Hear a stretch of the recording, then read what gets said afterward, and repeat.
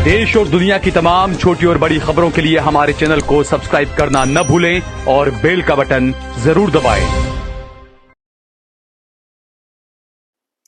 नमस्कार दोस्तों, स्वागत है आपका देश लाइव में और आपके साथ मैं हूं आशिमा त्यागी। दोस्तों, आज एक बार फिर हम महत्वपूर्ण मुद्दे पर बात करने जा रहे हैं, चर्चा करने जा रहे हैं। कभी सड़क पर अन्ना का आंदोलन चल रहा था, याद होगा आपको, टीवी पर बाबा रामदेव नोटों की गड्डियां लहराते हुए देश को बचाने का दावा कर रहे थे और उसी शोरगुल के बीच एक नारा गूंजता था, ना खाऊंगा ना खाने दूंगा, देश नहीं बिकने दूंगा। 2014 का वही नारा करोड़ों भारतीयों की उम्मीद बन गया, लेकिन 10 साल बाद जब धूल बैठ चुकी है तो सवाल हवा में तैर रहा है कि क्या ये नारा भी सिर्फ एक जुमला था? क्या ये देश सच में मजबूत हुआ या सिर्फ चमकदार विज्ञापनों में ताकतवर दिखाया गया? और क्या लोकतंत्र की रीढ़ पर वही लोग वार कर रहे हैं जो खुद उसका रक्षक बताते हैं खुद को? दोस्तों, ये वही सच्चाई है, यही वो सच्चाई है जिसे इस वीडियो में हम बिना किसी डर, बिना किसी लाग लपेट और सिर्फ तथ्यों के आधार के साथ समझेंगे। मैं आपको आगे चर्चा में समझाऊं ये बात, उससे पहले आप लोगों से हमेशा की तरह अपील, इंसाफ की आवाज को बुलंद करने के लिए और सच्ची पत्रकारिता के लिए हमारा यानी देश लाइव का सहयोग करें। साथ ही डिस्क्रिप्शन में दिए गए लिंक को ओपन कर ज्वाइन बटन दबाकर आप हमसे यानी देश लाइव से सीधा जुड़ सकते हैं। दोस्तों, मोदी के सत्ता में आते ही पड़ोसी देशों और उद्योगपतियों के लिए जैसे खजाना खुल गया। कभी भूटान को 10,000 करोड़, कभी मंगोलिया को 70,000 करोड़, कभी बांग्लादेश को 15,000 करोड़। नेपाल और अफ्रीकी देशों की बात करें तो इन देशों में मिलाकर 39 अरब रुपए की सहायता, विदेश यात्राएं 2500 करोड़ से ऊपर और खुद पार्टी का आलीशान मुख्यालय 350 करोड़, विज्ञापन पूरे 15,000 करोड़ से ज्यादा, सरदार पटेल की विशालकाय मूर्ति 35 करोड़, ट्रंप के स्वागत में 300 करोड़ और दूसरी तरफ उद्योगपतियों का 5,55,000 करोड़ का माफ किया गया ऋण। ये सिर्फ खर्च नहीं है, ये प्राथमिकताएं हैं, प्रायोरिटी, जो बताती है कि एक सरकार किन के लिए चल रही है या किन के लिए काम कर रही है और किन के लिए नहीं। जनता के लिए वादे, पोस्टर और भाषण और उद्योगपतियों के लिए असली लाभ। यही वजह है दोस्तों, यही वजह है कि आज किसान, मजदूर, छोटा व्यापारी सब अपने अपने स्तर पर टूट रहे हैं, उनकी उम्मीद टूट रही है। देश की हालत क्या है?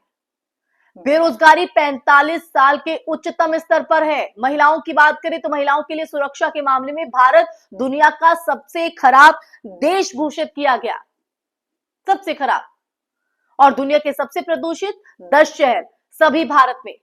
सैनिकों की शहादत 30 सालों में सबसे ज्यादा। कृषि उत्पादों की बात करें तो उनकी कीमतें 18 साल में सबसे खराब। आय असमानता 80 साल में सबसे ऊंची। रुपए ने एशिया की सबसे खराब मुद्रा होने का रिकॉर्ड भी हासिल कर लिया है। और क्या मैं आपके सामने रखूं? पर्यावरण प्रदर्शन में भारत तीसरा सबसे बुरा देश। ये कौन से अच्छे दिनों की कहानी है या कहानी थी जो हम लोगों को दिखाई गई, आप लोगों को दिखाई गई? इस सच्चाई पर नजर डालना जरूरी था दोस्तों। जो आंकड़े हैं सिर्फ अर्थव्यवस्था की तबाही नहीं बताते हैं, वो लोकतंत्र के शरण की दास्तां भी कह रहे हैं। इतिहास में पहली बार सुप्रीम कोर्ट के जजों को प्रेस कॉन्फ्रेंस करनी पड़ी और कहना पड़ा कि लोकतंत्र खतरे में है।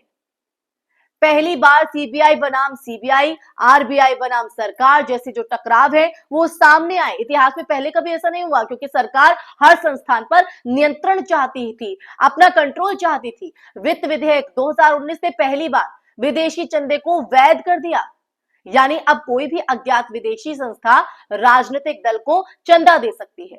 क्या इसे लोकतंत्र कहते हैं? आप ही बताइए दोस्तों, क्या यह है लोकतंत्र? और मीडिया की बात करें तो पहले ही बिक चुका था। आलोचना करो तो देशद्रोही, ये नया टैगलाइन बन गया।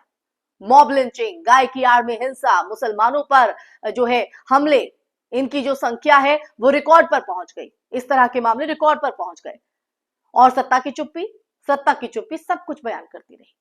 उधर कश्मीर में उग्रवाद में शामिल युवक 10 साल का नया रिकॉर्ड बना गए। 10 साल का युवक, 10 साल का नया रिकॉर्ड जो है वो बनाया गया, माफ कीजिएगा, लेकिन सरकार का सारा ध्यान बस पोस्टर, इवेंट और फोटोशूट पर टिका रहा। इसी के बलबूते तो ये पूरी कहानी को दिखाया गया, लोगों पर प्रभाव डाला गया। इतिहास में पहली बार रक्षा मंत्रालय से राफेल से जुड़ी गुप्त फाइलें चोरी हो गई, लेकिन उस पर भी कोई जवाबदेही नहीं। पहली बार ऐसा प्रधानमंत्री मिला जिसने एक भी खुली प्रेस कॉन्फ्रेंस नहीं की। जवाबदेही खत्म, जुझारूपन जो है वो खत्म, सवाल पूछने की आजादी खत्म, और देश एक ऐसे मोड़ पर जहां लोग समझ ही नहीं पा रहे हैं, भाप ही नहीं पा रहे हैं कि उनके सामने असली समस्या क्या है। महंगाई, बेरोजगारी, अस्पतालों की हालत, या फिर शिक्षा, सुरक्षा, या बस टीवी पर चल रहा फालतू धर्म और राजनीति का ड्रामा। ये जनता की समझ से बिल्कुल परे है। जनता को कंफ्यूज ही ऐसा कर दिया जाता है। आज भारत का आम नागरिक रोजगार ढूंढने में संघर्ष कर रहा है ना। किसान लागत निकालने के लिए जमीन बेच रहा है, महिलाएं सुरक्षित नहीं है, युवा निराश है, और देश के संसाधन कुछ चुनिंदा लोगों के हाथों में दोबारा तिबारा पहुंचाए जा रहे हैं। ऐसा ही हो रहा है। बावजूद इसके रोज नए मंदिर, नए शो, नए चुनावी इवेंट, ताकि असल मुद्दे कभी सामने ही ना आ पाए। बस इसमें आम नागरिक उलझा रहे। यही वजह है कि कुछ लोग कहते हैं कि अगर लोकतंत्र बच गया तो 2019 आखिरी चुनाव नहीं था, लेकिन अगर बचा नहीं तो ये देश दुनिया के सबसे खतरनाक दौर में प्रवेश कर चुका है। यही विडंबना है, ये सोचने हैं। और दोस्तों, ये सच्चाई जब सामने आती है, दिल में कई सवाल कचौटते हैं।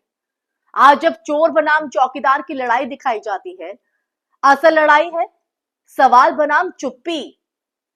सवाल वो जो आम नागरिक के हैं, आपके और हमारे हैं। जो सवाल पूछता है वो देशद्रोही करार दिया जाता है, और जो सत्ता की पूजा करता है वो देशभक्त।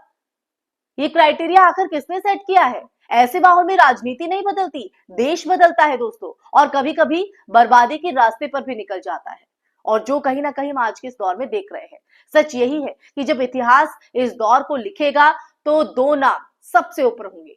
पहला बिकाऊ मीडिया, और दूसरा मूर्ख अंधभक्त, जिन्होंने सच देखने से इनकार ही कर दिया, सवाल पूछने से इनकार कर दिया, और देश की दिशा मुट्ठी भर ताकतवर लोगों की हाथों में सौंपती। ऐसे ही लोगों के नाम जो है वो इतिहास में दर्ज होंगे। अब फैसला दोस्तों आपका है, क्योंकि देश लाइव ने तो आपके सामने सच्चाई रखी है। पूरे तथ्य के सवाल पूछने वालों की कतार में खड़ा होना है अब आपको, या चुप रहने वालों की भीड़ में खो जाना है, ये आप पर ही मैं छोड़ी जाती हूँ। इसी के साथ इस चर्चा में फिलहाल के लिए बस इतना ही, यहीं पर विराम लगाना चाहूंगी। चर्चा आपको कैसी लगी कमेंट बॉक्स में कमेंट करके जरूर बताइएगा। इस वीडियो को ज्यादा से ज्यादा शेयर कीजिएगा, और हमारे चैनल देश लाइव को सब्सक्राइब कीजिएगा।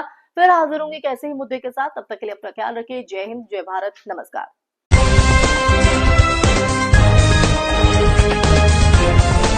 देश और दुनिया की तमाम छोटी और बड़ी खबरों के लिए हमारे चैनल को सब्सक्राइब करना न भूलें और बेल का बटन जरूर दबाएं।